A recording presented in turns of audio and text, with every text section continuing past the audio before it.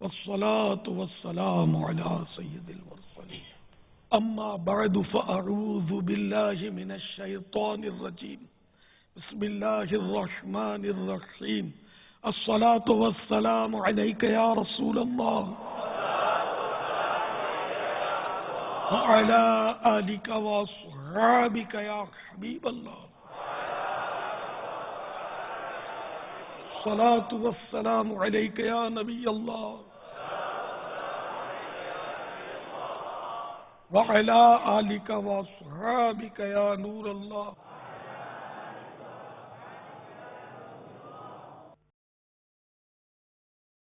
1998 کی بات ہے، میں کالج میں پڑھتا تھا، انٹر کا طالب علم تھا، اور دعوت اسلامی میں نے نہیں دیکھی تھی، کوئی امامے والا بھی نہیں دیکھا تھا، بالکل دور، یعنی گاؤں میں رہتے تھے، ہمیں پتہ بھی نہیں تھا کہ دعوت اسلامی ہے. تو میرے بھائی جو ہے کوئٹہ میں جاب کرتے تھے، تو وہاں پر ایک محفل نعت ہوئی تھی، کسی نے آپ کا بیان کا کیسٹ، آڈیو کیسٹ ان کو تحفے میں دیا تھا، موت کا انتظار ہے دنیا. آپ کو؟ میرے بھائی کو، غلام حسین، بڑے آتے ہیں، آپ تو زاہد ہیں نا. جی جی. تو ان کو تحفے میں دیا، انہوں نے لا کے مجھے دیا. واپا وہ میں نے بیان سنا، مجھے بہت اچھا لگا، بہت ہی خوبصورت آپ کی آواز الحمدللہ دل میں اثر کر گئی. وہ قبولیت کی گھڑی تھی، میں نے دعا مانگی، آپ نے دعوت پیش کی تھی کہ اگر آپ جو ہے یہاں پر باب المدینہ میں اجتماع ہوتا ہے ہفتہ وار، آپ اس میں شرکت کریں. تو میں نے اس وقت نیت کی تھی اور یہ دعا کی تھی کہ اللہ عز و جل اگر میری زندگی رہی، میں کراچی میں جاؤں تو میں امیر اہل سنت کی زیارت بھی کروں اور مجھے اجتماع میں بھی حاضری نصیب ہو جائے. اور ایسی دعا قبول ہوئی کہ چند ہی دنوں میں اسباب بنے اور میرے بھائی مجھے کراچی لے آئے کہ آپ کو وہاں پر دعوت اسلامی کے مدرسے میں داخل کرواتے ہیں، حافظ بناتے. تو یہ میرے سے کام مشکل ہے، یہ میں نے بول دیا نا. تو پھر انہوں نے کہا کہ جو ہے نا آپ جو ہے نا وہاں چلے ہیں، مسجد میں چلتے ہیں، نماز پڑھتے ہیں. میں نے کہا ٹھیک ہے، نماز پہ جاتے ہیں. پھر نماز پڑھنے کے لیے گیا میں، تو امام صاحب کو انہوں نے کہا، امام صاحب نے مجھ پہ انفرادی کوشش کی کہ آپ چلے جائیں ان کے ساتھ، دیکھ کر آ جائیں کیسا ماحول ہے، اگر پسند آ جائے تو آپ رہ جائیے گا، اگر کوئی مسئلہ ہو تو پھر آپ واپسی آ جائیے گا. میں نے کہا ٹھیک ہے. تو بابا میں اسی ہفتے میں الحمدللہ یہاں باب المدینہ میں آیا اور وہ ہفتے والے دن کا بیان سنا، الحمدللہ آپ کی زیارت ہوئی، آپ کا مرید بنا میں. پھر میں نے جامعہ کے اندر داخلہ لے لیا. تو جامعہ میں جب داخلہ لیا تو ایک آزمائش میں آ گیا، میں بیمار ہو گیا نا. بہت بمشکل 10 دن کلاس میں بیٹھتا تھا، پھر ایسے دھوپ میں پتہ ہی نہیں ہوتا تھا کیا ہو رہا ہے، بالکل طبیعت خراب. پھر کچھ طلباء نے میرا ذہن بنایا، میرا ذہن بہت خراب ہوا. میں نے کہا میں چلا جاؤں گا، میں نہیں پڑھ سکتا اور میری طبیعت بھی صحیح نہیں ساتھ دے رہی.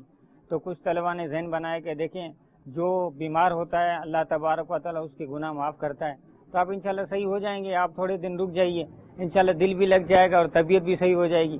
پاپا میں مسجد میں سویا ہوا تھا، ایسے ہی مجھے نیند کے اندر یہ کہ آواز آئی کہ زاہد گھبرائیں نہیں، آپ کے گناہ معاف ہو رہے ہیں، آپ ٹھیک ہو جائیں گے. تو میں جب اٹھ کے بیٹھا تو ادھر ادھر دیکھا، کوئی بھی نہیں تھا. پھر دوبارہ واپس میں سو گیا تو الحمدللہ میرے خواب میں آپ تشریف لے آئے. آپ نے مجھے پانی دم کر کے پلایا کہ زاہد یہ پانی پی لیں، انشاءاللہ تعالیٰ آپ صحیح ہو جائیں گے. باپا وہ میں نے پانی پیا، الحمدللہ عز و جل میری طبیعت سنبھل گئی اور آج ہم آپ کے سامنے کھڑے ہیں. آپ کی قدموں کی برکت ہے. پاپا دعاؤں سے نواز دیں. باپا نیند اڑانے کے لیے مدنی ورزش کس طرح کی جاتی ہے؟ چلیے بھائی، کس کو آتی ہے مدنی ورزش؟ یہ کھڑے ہو کر کرنی پڑے گی نا، تو زیادہ نیند اڑے گی نا. میٹھا مدینہ مرحبا، میٹھا مدینہ مرحبا، میٹھا مدینہ مرحبا، میٹھا مدینہ مرحبا. اٹھ کر بولو میٹھا مدینہ مرحبا، کھڑے کھڑے بولو میٹھا مدینہ مرحبا، میٹھا مدینہ مرحبا، میٹھا مدینہ مرحبا. اور زور سے آواز سے میٹھا مدینہ مرحبا، میٹھا مدینہ مرحبا، میٹھا مدینہ مرحبا، میٹھا مدینہ مرحبا، میٹھا مدینہ مرحبا، میٹھا مدینہ مرحبا، میٹھا مدینہ مرحبا، میٹھا مدینہ مرحبا، میٹھا مدینہ مرحبا. بیٹھ کر بولو میٹھا مدینہ مرحبا، میٹھا مدینہ مرحبا، میٹھا مدینہ مرحبا، میٹھا مدینہ مرحبا. صلی اللہ علیہ وسلم. السلام علیکم ورحمۃ اللہ وبرکاتہ. وعلیکم السلام ورحمۃ اللہ وبرکاتہ. پیارے باپا جان، یہاں حاضر ہونے سے پہلے دل میں یہ نیت تھی کہ یہاں آنے سے پہلے کچھ ایسے معاملات کیے جائیں کہ جو آپ کے دل میں خوشی کو داخل کرنے کا سبب یا ذریعہ بن سکیں. الحمدللہ آپ نے ماہ عشق رسول میں جن 5 رسائل کو پڑھنے پڑھانے تقسیم کرنے درس دینے کا ذہن دیا تھا، الحمدللہ جس مسجد میں امامت کرتا ہوں وہاں ان 5 رسائل کا درس دیا بھی جا چکا ہے۔ الحمدللہ اسلامی بھائیوں کو ان کو تقسیم کرنے کا بھی ذہن دیا ہے۔ یوں ہی نماز کے احکام نامی کتاب سے درس کا سلسلہ تھا، 7 ماہ میں یہ کتاب مکمل ہو گئی، اور اب نیکی کی دعوت سے درس کا سلسلہ شروع کیا ہے۔ آپ دعا فرمائیے یہ بھی اپنے اختتام کو پہنچے۔ اس کے علاوہ آپ کی بارگاہ میں ایک سوال بھی تھا۔ جامعۃ المدینہ کے اساتذہ یہاں موجود ہیں۔ بعض اوقات جامعات میں پڑھنے والے جو ذہین طلباء ہوتے ہیں، بعض اوقات تخصص کے طلباء کے ساتھ بھی اس طرح کا معاملہ ہوا ہے، تو آپ اس حوالے سے ہماری کیا تربیت فرمائیں گے کہ ہم اساتذہ بھی اپنے طلباء کو یہ ذہن دیں کہ عملیات اور وظائف وغیرہ کے حوالے سے کس طرح سے اپنے آپ کو بچائیں، کیونکہ عموماً دیکھا یہ گیا ہے کہ جو بھی یہ معاملات کر رہا ہوتا ہے تو وہ خفیہ طور پر یا پوشیدہ رہ کر رہا ہوتا ہے۔ اب بالکل آخری مرحلے پر جب معاملات بگڑنے لگتے ہیں تو پھر یہ چیزیں سامنے آتی ہیں۔ اس میں تو یہ کہ اپنے اپنے شیخ کے شجرے سے ہٹے نہیں بھائی، یہ اس میں اسی میں عافیت ہے، واقعی کر لیتے ہیں، اور پھر یہ اگر عملیات کا چوٹ کھایا ہوا ہے نا وہ پھر آسانی سے سیٹ ہوتا بھی نہیں، اس کا علاج بھی بہت دشوار ہوتا ہے۔ تو بس اپنا اپنا جو بھی جس کا بھی مرید ہو اپنے شیخ کے جو بھی ہے اس سے کرے، مگر مشکل یہ ہے کہ ہمارے طلباء یا اساتذہ بھی بعض یہ گھاٹ گھاٹ کا پانی پینے کے بڑے شوقین ہوتے ہیں، اور جس کا تھوڑا نام سنا تو اس کی صحبت میں آ کے بیٹھتے ہیں۔ اب وہ بظاہر واقعی نظر بھی بہت وہ یوں لگتا ہے کہ پہنچا ہوا ہے، لیکن یہ بعد میں پتہ چلتا ہے کہ پہنچا ہوا کہاں تک، رب تک تھا یا شیطان تک تھا، یہ بعد میں پتہ چلتا ہے جب یہ اس کا بیچارے کا کنڈا ہو چکا ہوتا ہے۔ اب اس طرح کے جو لوگ تھوڑا بہت کامیاب ہو جاتے ہیں نا، پھر وہ اس کی ایسی دل لبھانے والی باتیں کرتے ہیں کہ میں نے یہ دیکھا، میں نے یہ خواب دیکھا، میں نے اس کی زیارت کی، اس کی زیارت کی۔ اس میں وہ طلباء کو پھسلتے دیر نہیں لگتی ہوگی، یہ بھی ایک مطلب ہے مسئلہ تو یہ، تو اس لیے اساتذہ بھی یہ ذہن دیتے رہے کہ صرف اپنے پیر کا شجرہ پڑھو۔ اب ہر ایک عطاری تو نہیں ہوتا، اس لیے اپنا اسی شجرے کا نہ بولا جائے، اپنے پاس نقش بندی بھی ہوتے ہیں، اپنے اپنے پیر کا شجرہ اسی پر پابند کیا جائے، نہ کسی بابا جی کے صحبت میں رہنا ہے، نہ عملیات کرنے۔ اگر تعویذات وغیرہ کا شوق ہے تو مجلس تعویذات سے رجوع کرے اور ان سے تربیت لے کر ان کی وہ اگر اجازت دیں تو ان کی ترکیب میں بھلے کریں، کیونکہ یہ اپنا اجتہاد کر لیتے ہوں گے کہ میں جس کے پاس جاتا ہوں وہ بالکل صحیح ہے۔ اب بعض اوقات وہ صحیح ہوتا ہے، بعض اوقات بالکل صحیح کا الٹ ہوتا ہے اور بندہ پھنس جاتا ہے اس میں۔ باپا، جگہ جگہ الموت لکھنا کیسا؟ دیکھا گیا ہے کہ آپ کے گھر میں جگہ جگہ الموت لکھا ہوا ہے، اس کا سبب ارشاد فرما دیں۔ تو آپ بھی لکھ لیں جہاں جہاں آپ کی نظر پڑتی رہے الموت۔ نہیں تو ایسا ہے نا کہ اپنے کسی کو لکھ کر کہیں لٹکا دیں۔ آؤ امام صاحب سے ملنے آؤ، مولانا خوشخبری سناؤ۔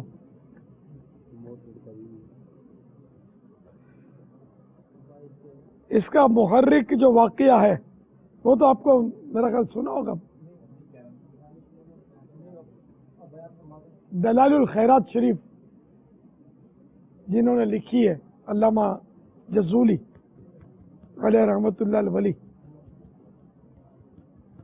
یہ ان کا جب عہد طالب علمی تھا تو یہ اپنے مکتب میں کسی کو آنے نہیں دیتے تھے، اجازت نہیں دیتے تھے، تو بعضوں نے ان کے والد صاحب سے کہا کہ یہ اندر نہیں آنے دیتے، آپ اپنے بچے کی خبر تو لو، کچھ خیر تو ہے۔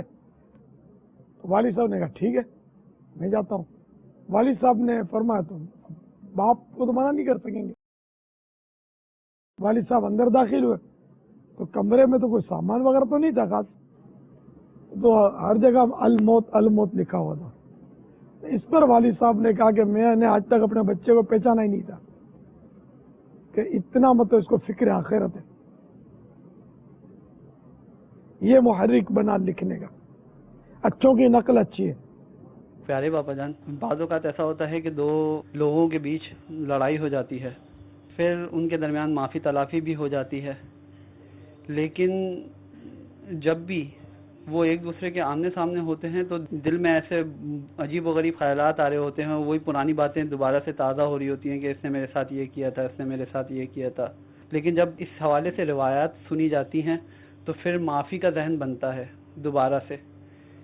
لیکن بابا جان، اس قسم کی جو دلوں میں جب آمنے سامنے ہوتے ہیں، جب دلوں میں برائیاں پیدا ہو رہی ہوتی ہیں، تو اس قسم کی جو خیالات ہیں وہ کس طریقے سے ختم کیے جا سکتے ہیں؟ یہ حضرت وحشی رضی اللہ تعالیٰ عنہ کا واقعہ، یہ تو میرا خیال ہے سبھی کو معلوم ہونا چاہیے. سیدنا حمزہ کو جنہوں نے شہید کیا تھا، یہ مسلمان ہو گئے. سرکار صلی اللہ تعالیٰ علیہ وآلہ وسلم سامنے دیکھ کر وہ غم تازہ ہونا، تو اس لیے وہ مگر وہاں بغض و کینہ نہیں تھا. سرکار صلی اللہ تعالیٰ علیہ وآلہ وسلم کے مبارک سینے میں کینے کا کیا کام. لیکن تو یہ صدمہ ہونا کوئی بہت بڑے سانحے کا، اس کا تازہ ہوتے رہنا، یہ تو ایک فطری امر ہے. کسی سے تکلیف پہنچ گئی تو وہ یاد آیا، تو اب یہ اس کے بس میں نہیں ہے نا. لیکن اس پر یہ کہ وہ کسی قسم کا کوئی ایسا فعل نہ کرے جو شرعن اب اس کی پکڑ ہو جائے اور یہ ظالم ٹھہرے. ایک بزرگ کا واقعہ کیمیا سعادت وغیرہ میں ہے کہ ایک شخص ان کے پاس آتا تھا تو ان کو اچھا نہیں لگتا تھا. تو ایک بار انہوں نے اکیلے میں ان صاحب سے کہا کہ اپنے پاؤں کے تلوے میرے منہ پہ ملو. تو انہوں نے کہا کہ یہ تو میرے سے ہو نہیں سکتا، تو میں کیسے کروں، کرنا ہوگا. وہ نہیں مانا وہ آدمی. انہوں نے خود اس کا پاؤں پکڑا اور اپنے منہ پر خوب ملا اس کے پاؤں کا تلوا. اس سے ان کے اندر جو کیفیت تھی کہ وہ اچھا نہیں لگتا تھا، یہ کیفیت جاتی رہی. یہ علاج کیا تھا انہوں نے. دعا کرتا رہے. اب یہ کہ یہ علاج ہر ایک کو موافق آئے یہ بھی ضروری نہیں.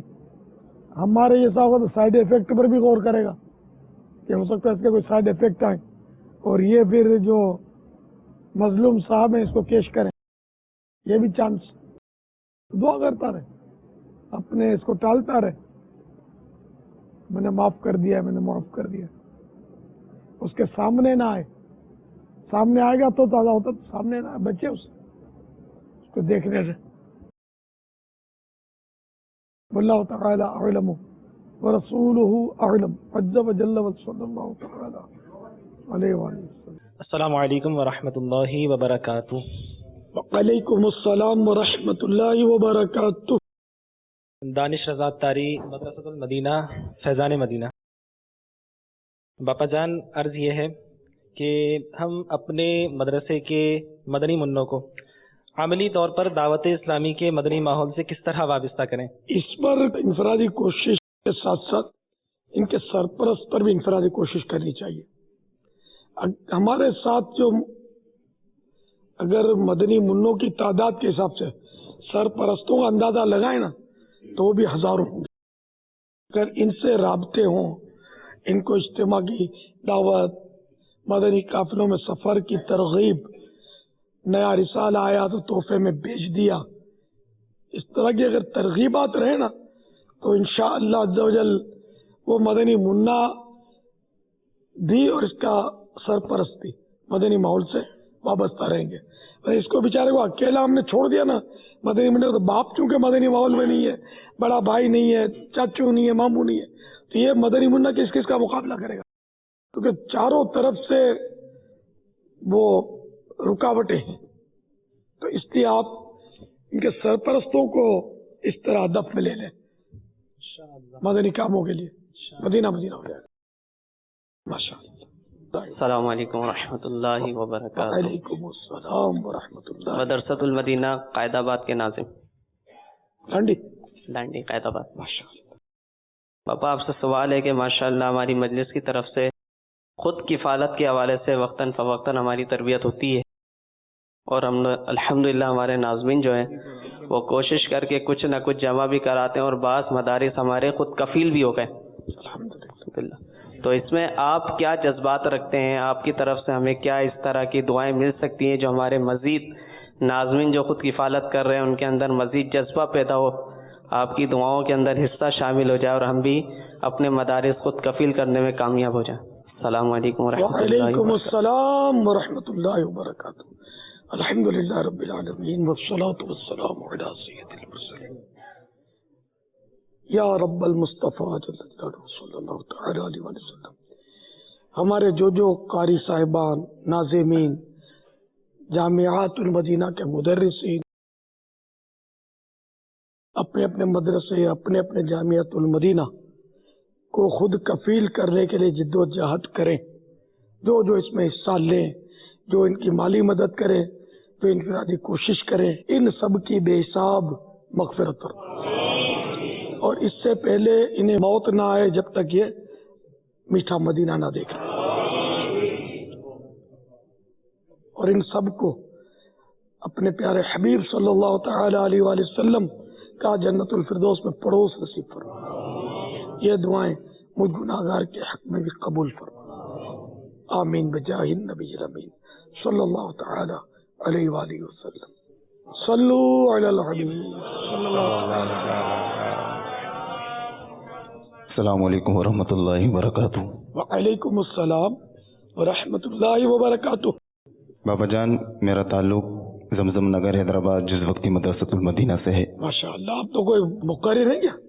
آواز تو ماشاء اللہ زوردار ہے۔ نعت اللہ کرے خواں، مبلغ ہو۔ نعت خواں نعت خواں ہے جی۔ تو کون سنی ہے؟ نعت خواں میں کون نہیں ہے؟ نعت خواں ہے کوئی ایسا ہے کہ جو نعت خواں نہیں ہے؟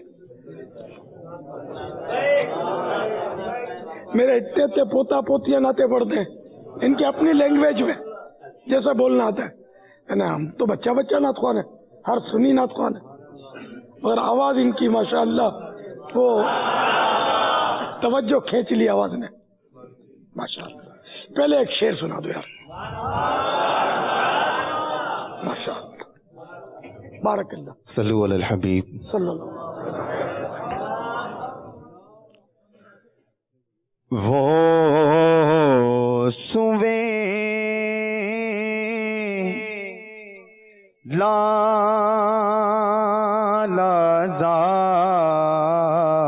لازار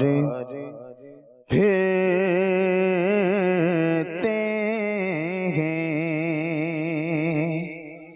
وہ سویں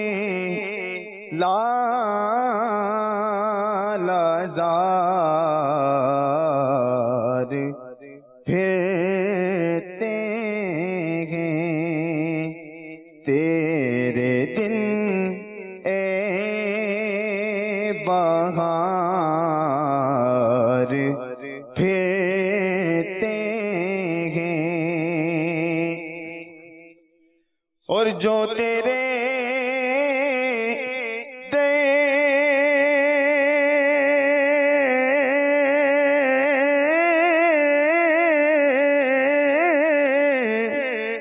سے یار پھرتے ہیں،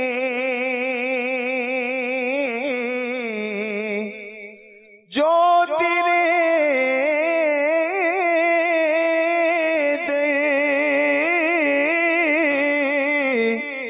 سے یار پھرتے ہیں، در بدر یوں ہی خار پھرتے ہیں، در بدر یوں ہی خار